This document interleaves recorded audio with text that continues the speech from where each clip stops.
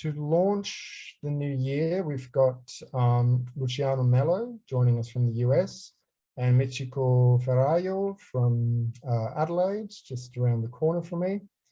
And they'll be talking about philosophical perspectives of projectiology. Luciano is a PhD in comparative politics from the American University in Washington, DC, and he also holds a master's degree in international relations from the City University of New York. Originally from Brazil, he's the co-founder of the Institute of Consciousness Research in Porto Alegre in 1988, so he's been involved in this work for a very long time, and also a co-founder of Communicons in 2005 in Foz do Iguaçu. He's been a facilitator, or I guess instructor of Conscientiology since 1990, and has co-authored a couple of books, one called Double Citizenship, Extra-Physical Projectors in 1998, and The Serenissimus Path in 1999. I'd not heard of either of them, and they both have great titles, so I'll be keen to seek them out. And he's currently a volunteer at the Holoteca and at Editares, all the while living in the US, so that's quite a feat. And his main research is focuses on parapoliticology and the consciousness itself, parapolitics. And I thought there was an interesting synchronicity here with Michiko, who in fact holds a bachelor's degree in political science, as well as a master's degree in business management. Michiko is originally from the US, Hawaii to be precise, and has lived in Brazil and now lives in Adelaide, Australia, where she is a principal working in work design for process improvements.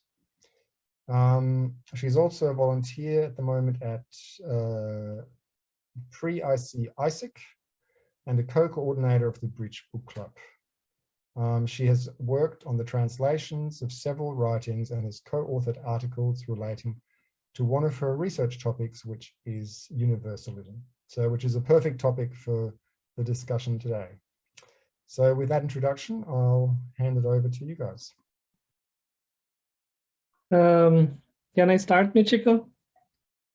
May I start it? Okay. Yes, please do. Perfect. Perfect. Let's go to the first slide. So today we're going to talk about the philosophical perspectives. That it's chapter starting on chapter 157 from Projectiology. And when Michiko and I were working together to organize this presentation, we decided to reorganize a little bit of the chapters because we thought that would bring more clarity to how we think about the philosophical perspectives in projectiology and in conscientiology as a whole. So we reorganized a little bit, but anything that you want to have a question and want to clarify, please take a note, or I don't know if we wait until the end, Michiko, for the questions. Yeah, I think please put your questions in the chat, and then when we come together and discuss, then we'll make sure that we can address, go over. Okay. Yes, the questions. Perfect, perfect. And one of the first questions, of course, when we talk about philosophical perspectives of why talking about philosophy. We know in Conscientiology, we talk a lot about theory and practice. And when we talk about this equation, normally we say that 99% of the time, the most important is to practice, right? Is to really, for example, if we're talking about projectiology, is to really try to apply some of the techniques and get out of your own body. So we really talk a lot about practice in Conscientiology, but that 1%, it's really important. And it's really where philosophy really enters the Conscientiology and Projectiology. And we can say that there is no science without philosophy. Why? Because if we think about science, we think about building theories, right? We think about advancing knowledge. We think about applying some scientific method. And in order to do that, we have to read, for example, bibliography. We need to create or to build new hypotheses. We need to test data. And in the end, we need to come up with a new theory. And when we are coming up with new theories, that's when philosophy it's in place, right? Because we need to be able to reason. We need to be able to think about all of the big questions that we have in conscientiology and have in life, and they are the big philosophical questions, and we're going to talk a little bit about that, and how we're going to come up with answers, at least relative answers, right? So Waldo says in the Projectiology treatise that through philosophy, that it's only possible to live in peace. And I thought this was really interesting, because rereading the book, as Kim said, we really can see a lot of new ideas coming up, things that we forgot completely about it. And he says that it's only possible to live in peace through a philosophy based in multidimensionality, which he calls projectionism. And then through projectiology, which is the science of multidimensionality. So here we are talking about the philosophical aspect of projectiology, which he called projectionism. And then we're talking about the practical aspect of projectiology, or the science, the field, the area within conscientiology, which is the science of multidimensionality. Can we go to the next slide, please? So we all know what are the main philosophical questions, right? Who am I? What is the meaning of life? Why am I here, right? I think since the old times, philosophers wanted to try to tackle, to understand what we are doing here in this life, or where do I come from? Where do I go after I die? What is the goal? Is there an objective, or everything is random, right? These are the big philosophical questions.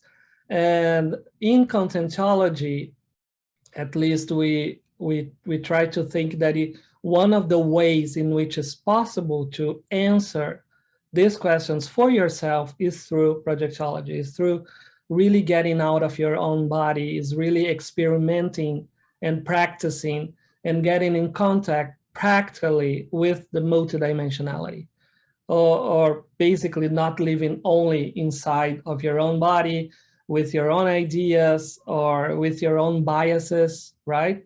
With your own philosophical biases, even though sometimes we don't know very well if we have biases or if we have tendencies, or what are our ideologies. So these are the big questions.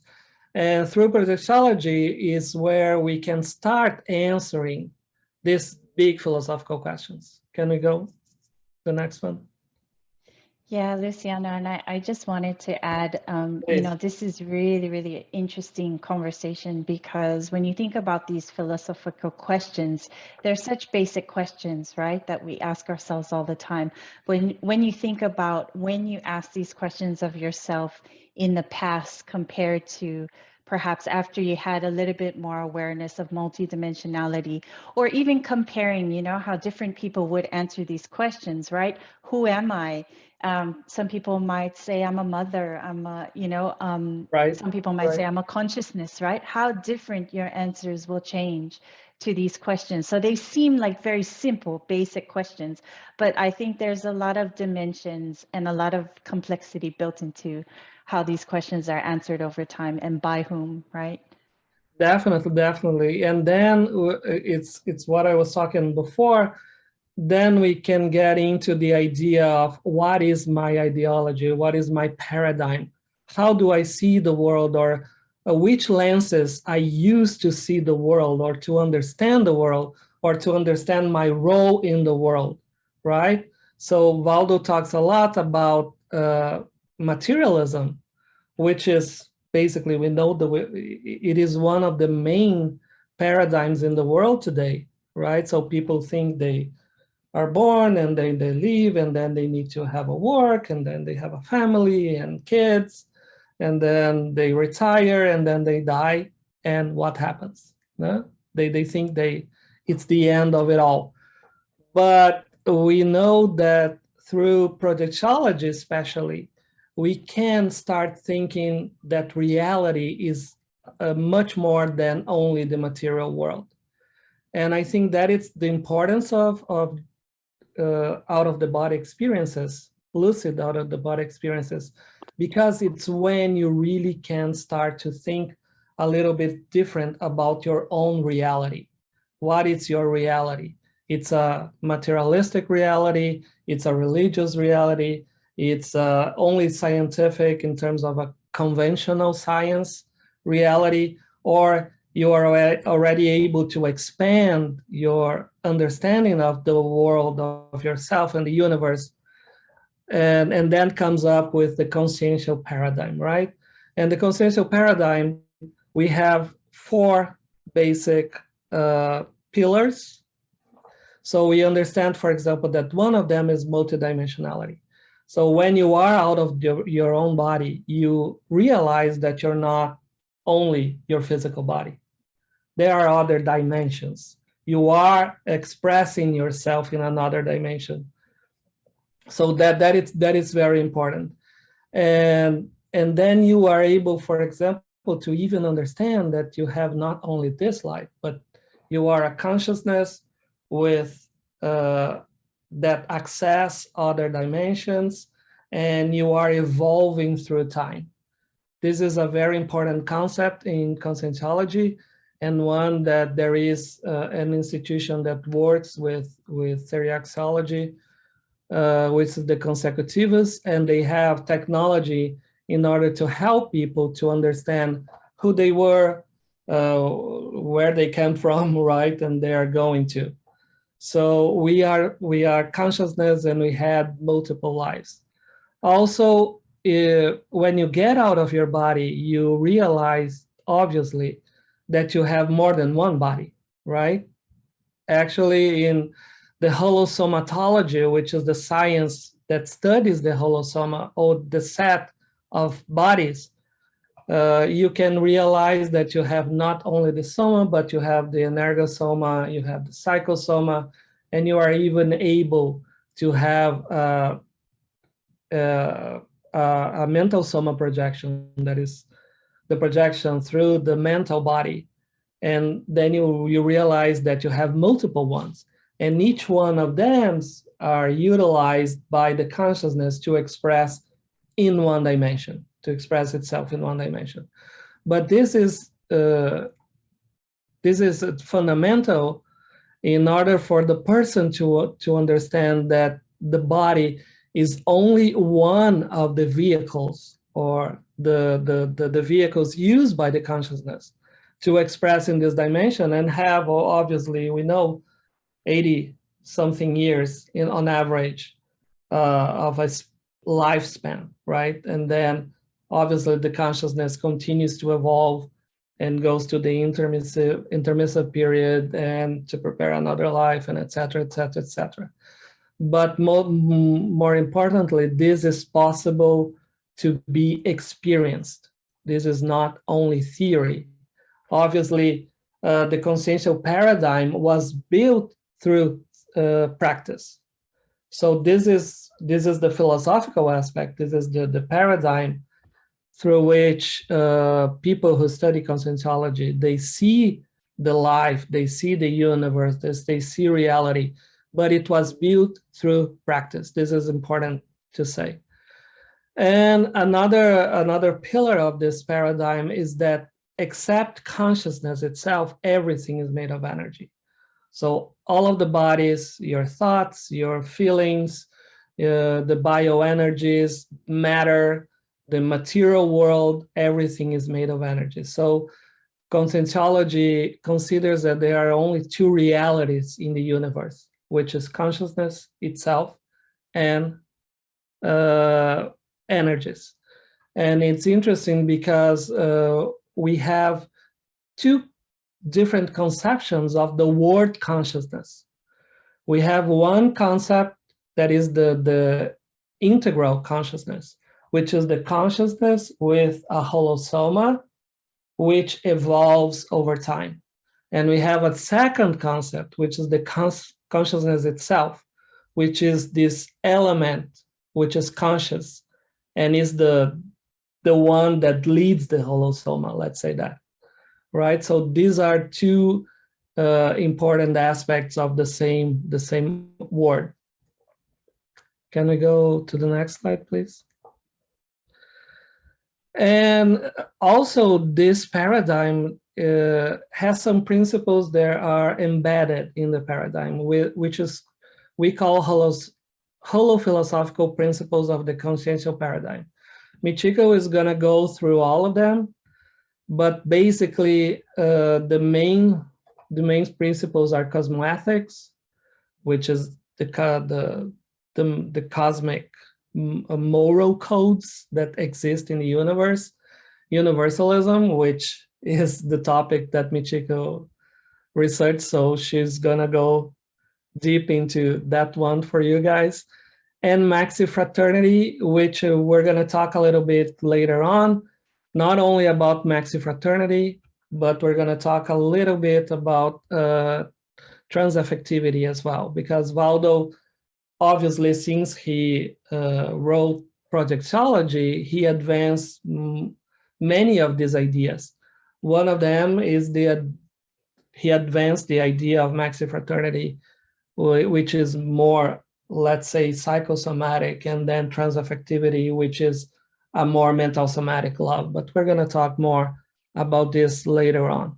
But the most important thing is to understand that this paradigm has 4 pillars, which is, again, holosomatics, which is multidimensionality, seriaxiology, bioenergies, but there are philosophical principles that are embedded as well in this paradigm, which is cosmoethics, universalism, and Maxi Fraternity.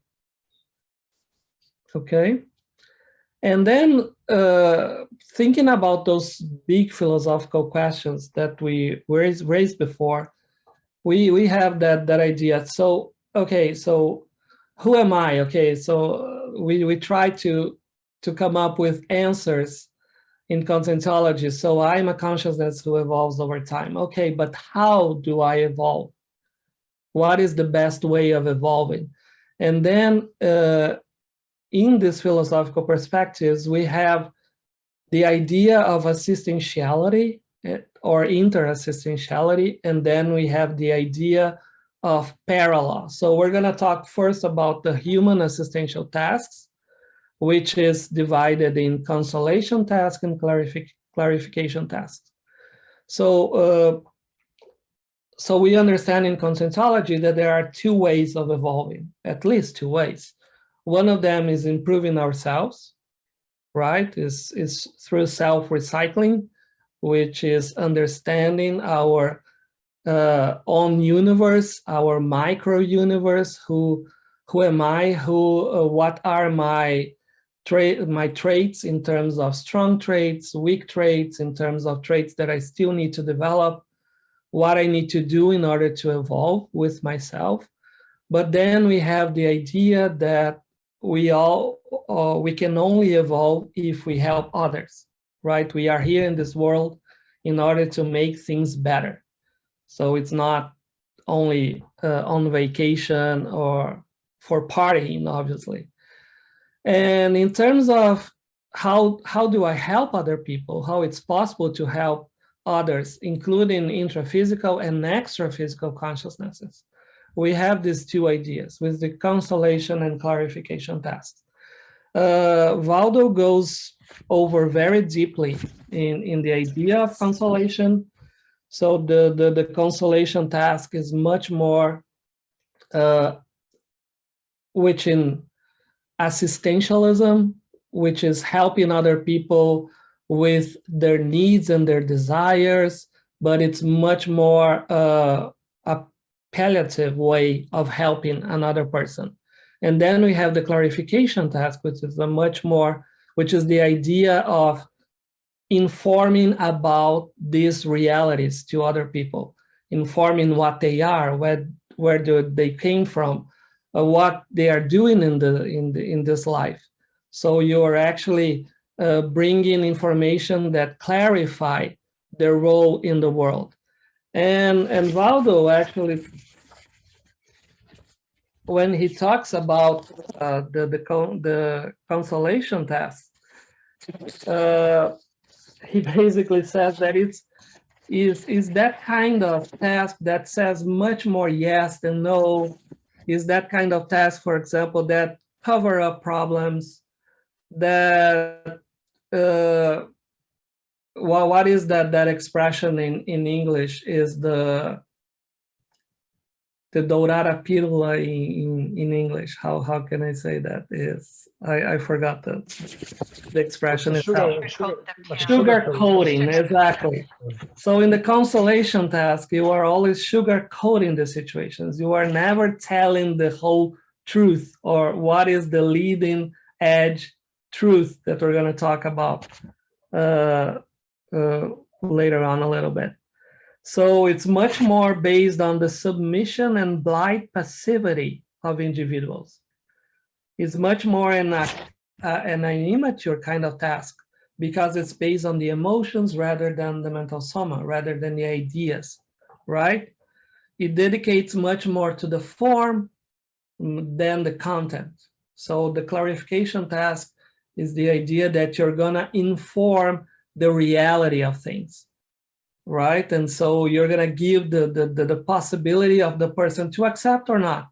Obviously, we are not here in a road that we're gonna brainwash anybody. We're gonna basically distribute information, and the person who is interested, it's gonna get that information or not, right? So there is free will, definitely. Also, Waldo talks more about the consolation task, saying that it's much more related to intuition, that it's much more related to a parapsychism, a kind of parapsychism that doesn't make things totally clear, right? So we can probably think about all of the kinds of parapsychism that, you know, instead of making things clear, it's built on riddles, it's built on those passages that you don't understand what is the meaning, right? And we have, obviously, in terms of parapsychism, a lot of examples regarding that in terms of esotericism and this kind of thing. And he also says that the consolation task is much more dedicated to the infancy or the childhood, right? Rather, an adolescence, rather than bringing the person to become an adult in evolutionary terms. It's more maternal rather than paternal, is more repressive and moralistic rather than, and he also says that it's building in terms of sanctity and salvationism. So it's the idea that you want to save someone rather to really help someone. It's a repetitive task. It's antiquated, and you use these antiquated formulas. Centers the consciousness in the psychosoma rather than the mental soma, as I had said before. So here we have an idea very well what is a consolation task. And normally, one thing that is important to say is that consolation is still important in the world. We are not saying here that the world only needs clarification. We know we have tons of issues in the world, right? Poverty, we have hunger, we have war, we have displacement of people. So we understand that that activities regarding to consolation, in which you give food, in which you give donations, in which you give clothes or whatever it is still important in the world. But we are we are talking here that if we want to really help someone to understand their role in the universe, so clarification task is the task that will help more. Okay? Can we? And then we have. Sorry, Luciano, just letting you guys know you're halfway through the time, just so you know for your timing. I'm not sure. Perfect. Thank you so much. So we're gonna have perfect timing. So I was saying that one of the things that we do in order to evolve is to help others. That's why we talk about the existential tasks, right? But the other way that we have is to really understand paralaw. And what is paralaw? Paralaw is the area in conscientiology that studies the laws of the universe. The laws of the universe, especially the ones regarding the evolution of consciousness. So we know that one of the main laws, one of the most basic laws in the universe is the law of action and reaction, is the law of hollow karma, is the law that says that every action that you do, you have a reaction in return. So if you do obviously a positive action, you have a positive return in terms of energies, in terms of consequences, right? On the other hand, if you do a negative action, you'll have a negative reaction in return. This is a fundamental law of the universe, and this needs really to be understood, because Waldo brought this idea that is divided in 3 areas. So you have not only a karma related to yourself, which is the ego karma. So everything that you do to yourself, right, has consequences, and we know that. If I have, for example, an unhealthy diet, obviously there will be nefarious or unhealthy consequences. So this is related to the ego karma account, right? So we can understand it's like if we had like a virtual or a multidimensional bank account, and in that bank account is divided in 3 areas, and every action that I do counts in order to make that statement in the bank positive or negative. So this is a very easy way to understand that. So as I was saying, everything that is related to the person itself, to the ego, to the personality, to the consciousness that is evolving, is related to ego karma. Everything that is related to the group, which the person has contact with, is related to group karma. And here we are not only talking about the family, we are talking also about every single person that consciousness has relationship with, including intraphysical and extraphysical consciousnesses, including intruders and consciousness who are energivorous, or even extraphysical helpers. They are all part of the group karma of that person. And Waldo, in the Projectiology, he goes from the family, then goes to the work that the person goes to the school, goes to the city, goes to the state, goes to the country, goes to the entire universe. So the group karma, it's much more ample that the person is used to think about. Our group karma has all of the people, for example, that we encounter during the intermissive period, either in a non-involved extraphysical community or in an evolved extraphysical community. They are all part of the same group that are evolving together, right?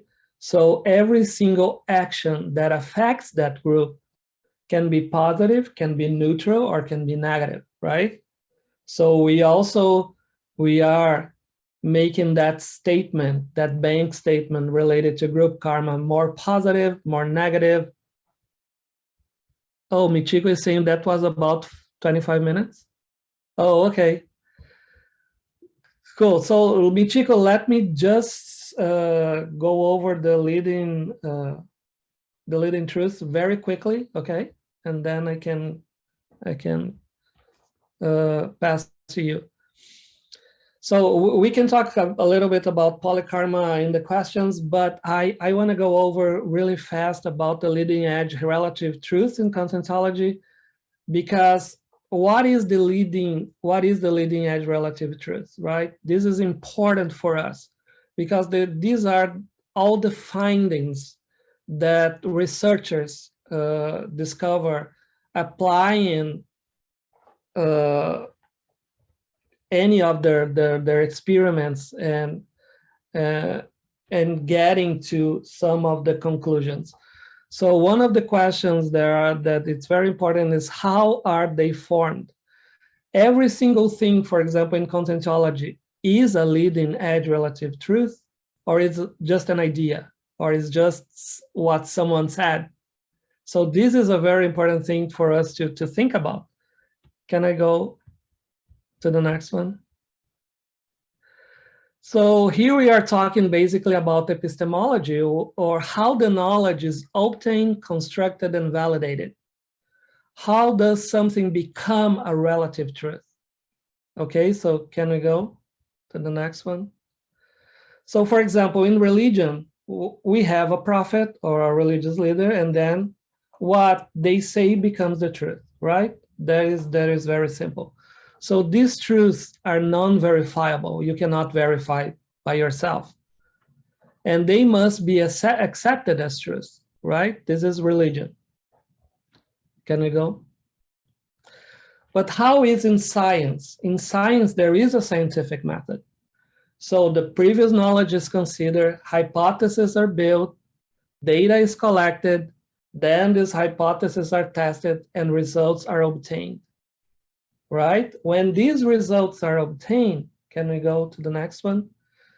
We say that these results are verifiable. Why? Because the researchers, they provide what is the methodology that they used and where is the data come from, right? In order for other researchers to be able to replicate that experiment. And then if results hold, if more than one researcher gets to the same conclusion, there is a relative truth. But in Conscientiology, is the same way? Well, Conscientiology, it is a science. So we cannot say, for example, that a relative truth is something that someone said. That is not the way it works. So it needs to follow a scientific method. But what is the difference, right? The difference obviously is multidimensionality, but it's how data is collected, how knowledge is validated. Can we go to the next one? So a very quick example. If I have a question, a research question, is out of the body experience a parafact? Is really a fact? Does really an OBE exist or not? So in order to answer this question, previous knowledge is considered. So I can read everything about OBE, about projectiology, about experiences of other people. I can build a hypothesis, for example, out of the body experience exists, right? But then I have to collect data, and data, it's only possible to be collected in Conscientiology if I have self-experimentation or if I have a group of people experimenting those, or meaning they are applying techniques and doing experimentation by themselves. So that hypothesis is tested. For example, I try 100 techniques and I was able to get out of my body. So I got a result that out of the body experience does exist. Okay. But is this leading edge relative truth or not? That is the question. So let's go to the last one. So these results are verifiable. Why? Because other self-researchers, they can use the same methods, the same techniques that I applied, and they can apply to themselves. If results hold, if they also have out-of-the-body experiences, then we can say in Conscientiology that we have a knowledge that is validated through consensus. So a lot of self-researchers do experimentations using more or less the same techniques, and then they come to a consensus. This consensus is the new relative truth. This consensus is the validation in conscientiology. Okay, so this is really important. So not a sentence that someone wrote that it's beautiful, not necessarily is a leading edge relative truth. It can be used to be transformed in a hypothesis, to be tested by someone, and then tested by other self-researchers, and then become part of the corpus of conscientiology. So I'm sorry, Michiko, that I went over the time. That's okay, Luciano. I think it was important because those are really the basic tenets of the whole philosophical, principles of consciential or projectiology, right? And conscientiology. And just to kind of finish up the conversation or discussion on the 20 leading edge relative truths, Waldo, what he did was he provided a comparison of 20 leading edge relative truths, just so that you can get an idea of what is a leading edge relative truth in terms of projectiology versus the common truths that we are familiar or may not be familiar with, right? So I won't go through all of them, but we talked about, for example, the existential task of consolation versus the existential task of clarification, right? And for a lot of people, consolation, we all know, if somebody is in trouble, you help them. If they are sad, you console them.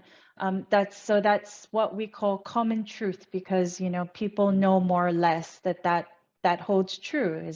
That's the thing to do, to console someone in assisting them.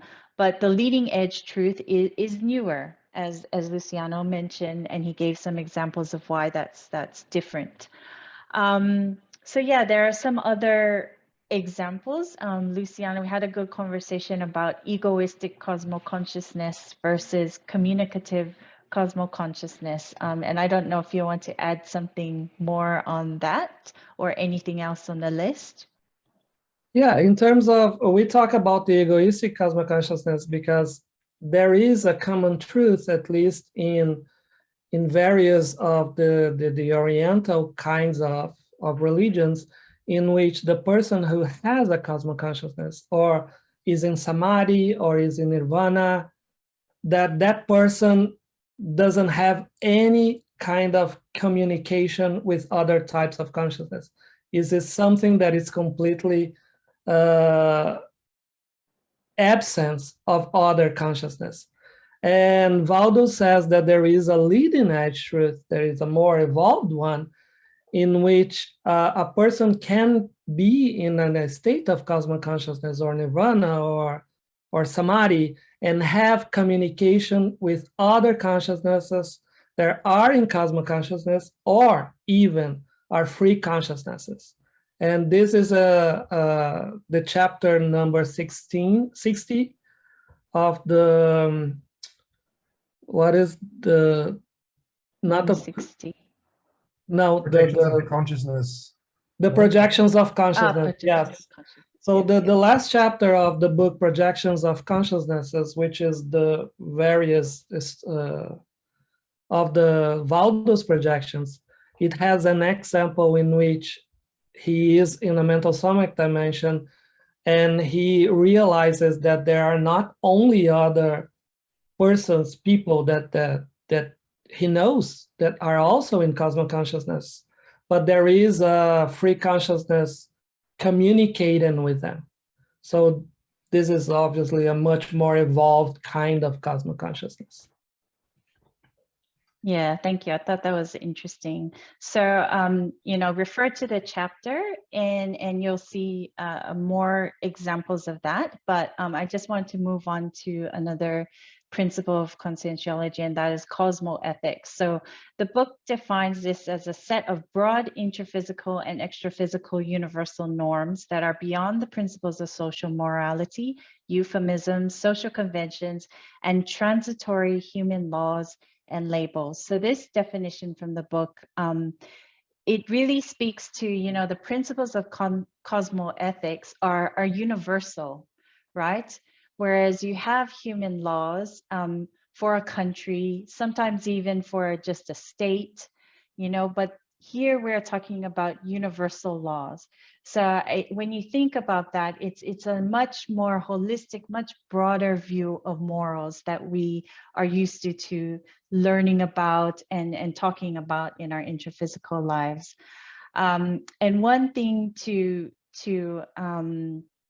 mention that I thought was really important in the book, I don't know if anyone else has picked this up, but he says that the parapsychism that people have, or the ability of one to have an out-of-body experience, is independent of their level of cosmoethics. So what does that mean? Corruptibility in human life will also be reflected in the extra-physical dimension. So there is a connection. But in other words, as the book states, ordinary lucid projection can occur independent of one's level of ethics. And I thought that was really interesting to point out, because you can have a projection, you can have out-of-body experiences, but you don't need to have a high level of cosmoethics in order to have these out-of-body experiences or to have a high level of parapsychism. However, it's interconnected, right? Because without cosmoethics, he states that lucid projections, in lucid projections, there will be no development in your consciential projections. Just went ahead there. And also when it's kind of like a parallel evolution. As you are maturing in your evolution, you're also maturing in the extra-physical dimension. So as you are maturing your cosmoethics in the intraphysical, you will also mature your parapsychic abilities, your abilities to lucidly project. If you're working on your strong traits and you're working on your weak traits in the intraphysical, you're working on your personal code of cosmoethics, you're enhancing your self-recycling, your self-research, and your self-criticism. That's what cosmoethics is all about, because it's dynamic and it's self-regulating. And in the book also, what was interesting is that Waldo Vieira records some effects that stem from cosmoethics. For example, politics, Luciano and I both studied political science. And the difference between politics in the intraphysical sense, what are you motivated by? What are your political causes? Many people have different political causes in the intraphysical society. But when you develop your cosmoethics, those political causes become more universal in nature. And that's just, a broadening of politics as well, right? So I thought it's very interesting if you look at the connection between cosmoethics and kind of the societal laws and morals that we have here, and how does that play out in the extraphysical, and how does that connect to our evolution that we see in the intraphysical as well. So cosmoethics are also linked closely to the next holophilosophical principle that we mentioned in the chapters, and that is universalism. So in chapter 164, the author discusses, why universalism is important to be aware of, to cultivate, and also he mentions it's inevitable as part of the evolution of the consciousness. And in that, I thought it was important to mention that, he talks about monocultures, and that even in nature, absolute monocultures or exclusivity does not sustain life. It does not sustain life to live and operate and think in isolation, right?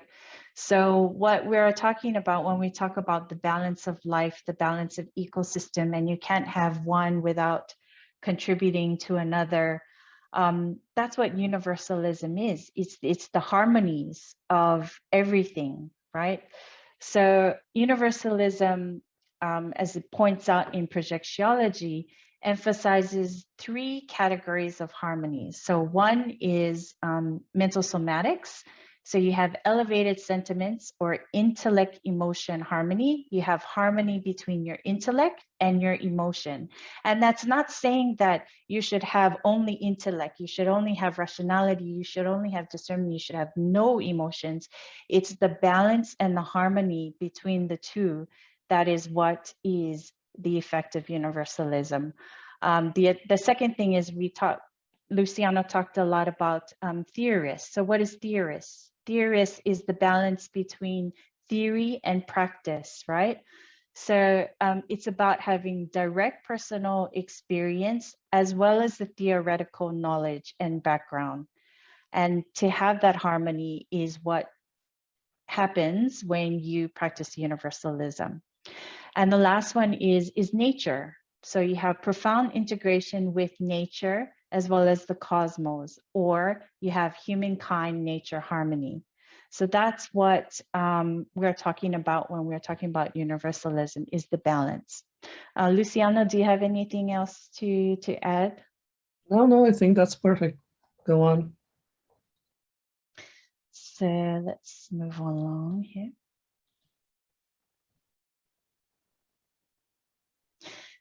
So there's also a different, so in the book, we talked about a technique for acquiring a universalistic sense. And what is that? It's the inner consciential condition of conciliation and pure conformity with all beings and things of the universe.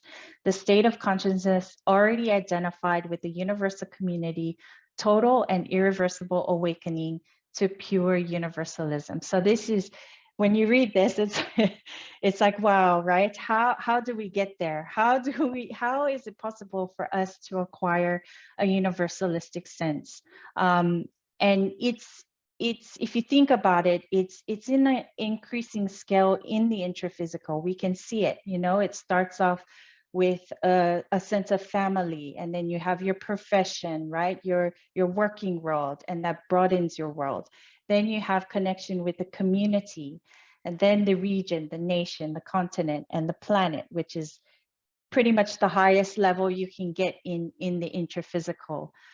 And the question is, what prevents you from having this type of universalistic sense? So as we talk about this, think about yourself. What is preventing you from having a universalistic sense? So Waldo mentions one major thing is fixation. So when you have a fixation on an idea or an ideology or concept, it prevents you from perceiving beyond the limited scope of what one is fixated on. And he also mentions, which I thought was really interesting, is that resoma, right? So being reborn in the intraphysical state is said to be the greatest fixation that occurs in the evolutionary scale of the consciousness. So just the act of resomating is, it prevents you. It's a fixation to a body, right? We are now connected to a soma. So if you think about that in terms of projectiology, is it universal then to leave your body, to leave your soma, and to get away from that fixation of being encapsulated in your soma? You know, that's something to think about, right? If you want to expand on this idea of leaving the fixation state. And another question to think about is, well, why would we want to acquire universalistic sense, right? And we'll touch upon this a little bit later, but we want to overcome our immaturities, right? And why would we want to overcome our immaturities? It leaves us with, the author mentions, you know, psychic emptiness. It also leaves us with faulty reasoning and decreased powers of observation. So what we want to do, as Luciano mentioned, is we are here to evolve, and we're here to assist others as well, right? So that's the goal of gaining a universalistic sense. And what the author does as well is he actually gives, you know, 10 practical examples of how to apply the technique to develop a universalistic sense. So some of these are very important as part of a self-researcher and scientist, right? You want to carry out rigorous self-critique regarding your own tendencies. So these are things to think about. And then you want to perform a deeper examination of differences in opinion. And that's part of getting out of that fixation of ideas and ideology as well, is to view the opinions that are different from yours, your parents, your colleagues, and your friends, and then become informed on the opinions held in social circles other than your own. So that's opening your mind. Coexisting with other individuals with whom you wholly disagree with, and maintaining a climate of harmony. And I think this is something that's a challenge for a lot of us, right? To be able to have this respect and admiration and for someone that you wholly disagree with. And then to take the initiative of gathering the ideas of others who have tendencies and behaviors that are different from yours, and look at it from different perspectives. Read books, magazines, newspapers, listen, we don't have so many CD-ROMs these days, but listening to podcasts dedicated to the dissemination of lines of thought that are different from you, and expand your research beyond what you are just interested in or what you've known and what you've experienced. And then to talk about it, to have a dialogue, not just with the people who hold the same views as you, but like the book mentions, have a hypothetical opponent, and compare and have debates. You can do that, you know, with different people with different opinions. This book club is also part of that as well. You know, the idea is to get together and not just talk about concepts from the books, but also how it applies to our lives and what principles we agree or disagree with, and also question, you know, because we are presenting the material of one author and his extensive bibliography, but we may have different experiences. And I think that's important to have that dialogue, you know, and to look at the different perspectives. And then again, pursue interdisciplinarity in your research. And if possible, to read, speak, and think in languages that are not in your native tongue. And travel, right, outside of your hometown to a different country where possible, or even better in your lucid projections, you know, have some travels outside of your sphere, and that's going to broaden your perspectives as well. So just moving along, I know we don't have too much time, but the next topic is Maxi Fraternity, and I think this is really important to cover. Maxi Fraternity is defined as the interconsciential condition that's more evolved and based on pure fraternity of the consciousness, who is self-unforgiving and hetero-forgiving or forgiving of others, with the inevitable goal in the evolution of all consciousnesses.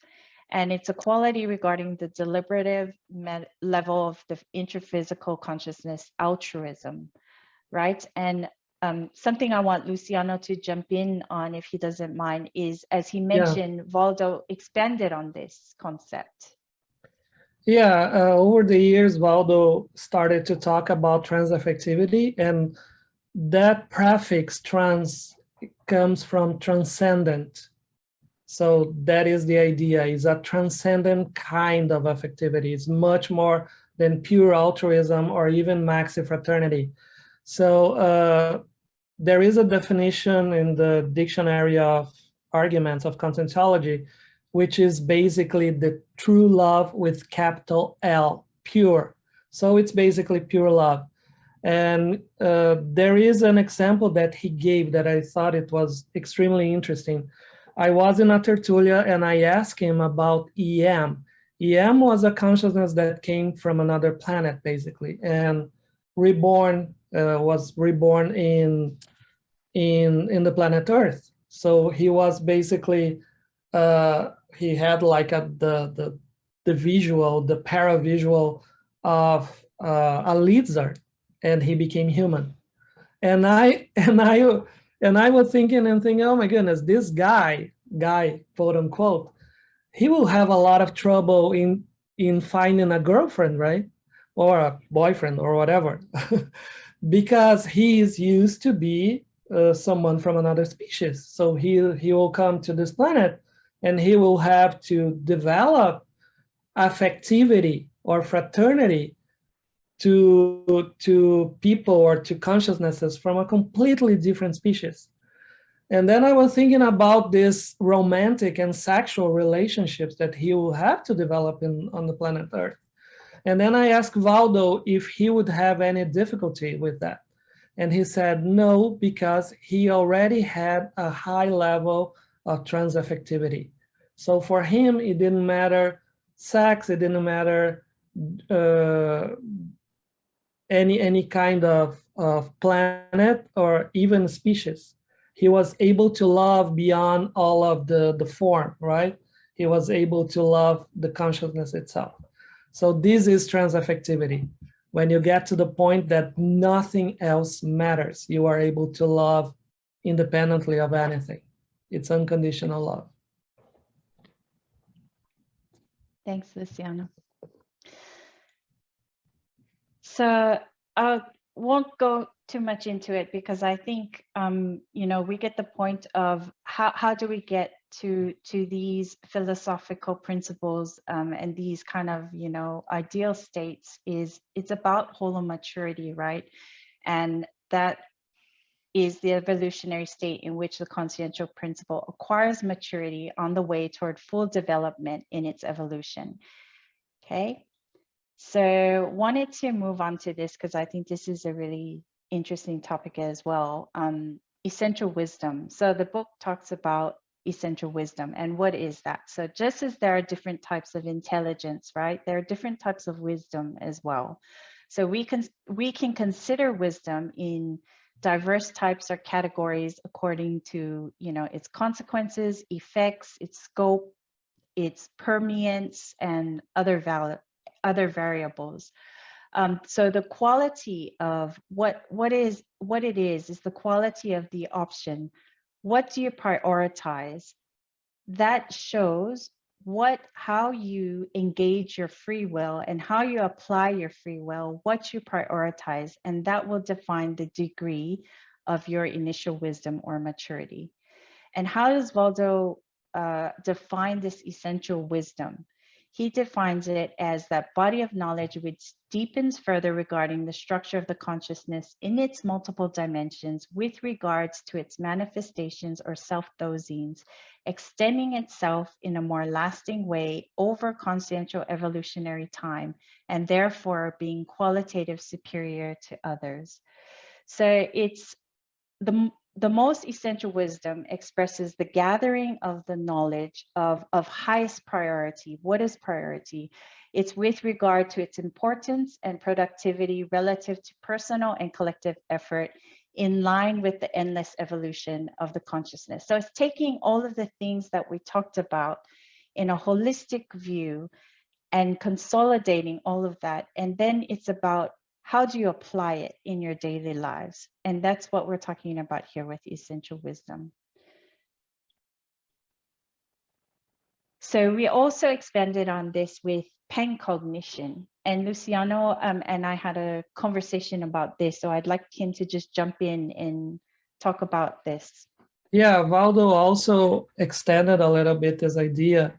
And in his last years, he was talking about pancognitionology, which is basically this scientific area that is dedicated to research, both in terms of scope and depth of the knowledge regarding micro and macrocosmos and the relationship between both by the lucid conscience. So what is the idea? The idea is that the person, if obviously wants to evolve, needs to have the maximal possible expansion of the evolutionary ideas that existed in the universe. And he says that that's why volunteers of Conscientiology are writing an encyclopedia of Conscientiology, right? Which is where gathering all the knowledge that is the evolutionary knowledge possible in one place to offer to people. So that is one of the goals, even the Conscientiology. And this is pan-cognition. That is the widest possible knowledge about yourself and about the universe in evolutionary terms. So yeah, he basically says at one point in one of the encyclopedia entries that the most pretentious goal sought by Conscientiology is to take stock or to do an inventory of the integral, evolutionary, essential knowledge of the whole earth or the entire mental somatic history of humanity. So that the idea is we have about a Serenissimus in order to become a free consciousness needs to have this entire knowledge, right? Not only in theoretical terms, but in practical terms as well. And this is pan-cognition. Thanks, Luciano. And the last thing we wanted to talk about that was mentioned in the book is chapter 165, which is the evidence of consciential maturity on Earth. So if you just listen to the news, you might think that we are not entering the consciential era. And what is that? That era in which average human consciousness will encounter themselves sufficiently improved through the impacts, redefinitions, revolutions, and evolution created by generalized lucid projection. So if you think about the evolutionary phases of interphysical societies, right, a question I would pose to everybody probably would be, do you feel that we have evolved as a human society? So if you just look at the interphysical phases, right, we went through the agriculture revolution to the industrial revolution, the age of information that we're in now, and then, you know, what are the future waves going to be? What are the future evolutionary waves going to be? And how long is it going to take for us to enter in the consciential era? Are we in it now? So those are kind of the questions that arise when you're reading these chapters. It will take time because this has to do with the evolution of the human holothosine, right? And if you can imagine, we are working on our own thosines, our own self-thosines, and how difficult that is. So when you broaden that to a whole human holothosine, how long will that take to develop and evolve? But the point here is that it is happening. It is not something unattainable. It's not some utopian conquest that we can't achieve and that we are not achieving. There is a lot of evidence and studies these days of how we are in attaining this, and it can be pursued by us individually and collectively. So, you know, lucid projection is just one way to develop this. And he's also Waldo has given like 20 signs of greater consciential maturity found on this planet.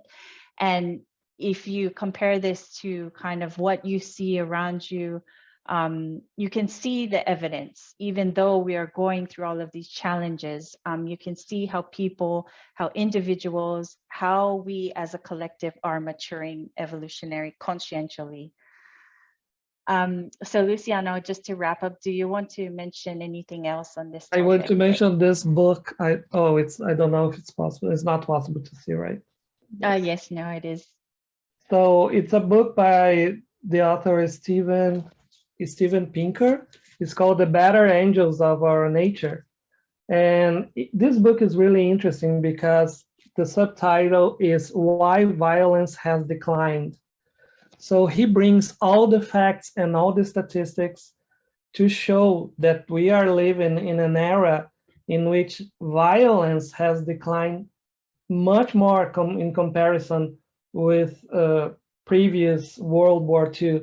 So it's a very interesting book because the majority of what we read in the media and every other kind of media shows the opposite, right? So we have this biased notion that everything is getting worse, but it's really not true.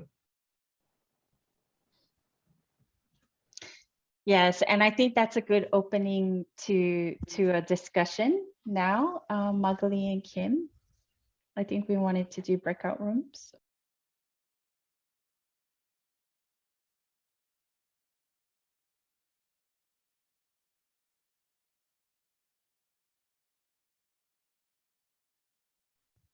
The technique of this month is projective factor technique. And the projector fact technique is you have to have a mental target. So can be a target object or a target place. Can also be a target person if you want, okay? So you have to choose this target, and if it's an object or if it's a place, it's good to be something that it's familiar to you, with details, You can have it indoors in your house, like an object in your house, or a room in your house that you want to reach, you want to go in, or a person that you want to meet. But it's better to us that we are starting to be a book or a place, right? And can be outside also, some particularly place that you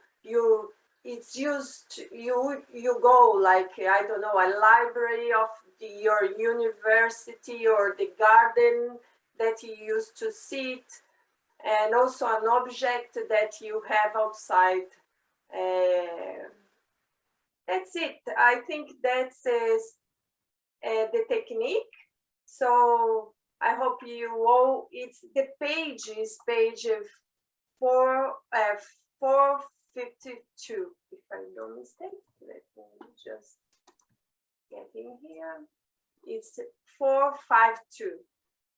So, and another thing I want to comment, we put the link for the survey that we do each month. It takes just 1 minute to answer. Please, we are gonna put in the Facebook, we are gonna put it in the WhatsApp, and also here we had put in the chat, okay? So thank you, everyone. Thank you, Luciano Mello and Michiko Ferraioli, for today. It was really good to have this presentation. You really clear people and brought really good subjects. And I hope to see everyone again next month. It's February 19th of February. So will be Sandy Bustos and me. So talking about the pre-projection, right? So that's it. Thank you, everyone. And just to add also, I've put in the chat the links to the WhatsApp group and the Facebook group. So if you're not in them yet, click the links while we're still on the call now, and then you can join either of those. Okay, bye. Thanks, everyone. Goodbye. Thank you, guys. Bye-bye. Bye-bye.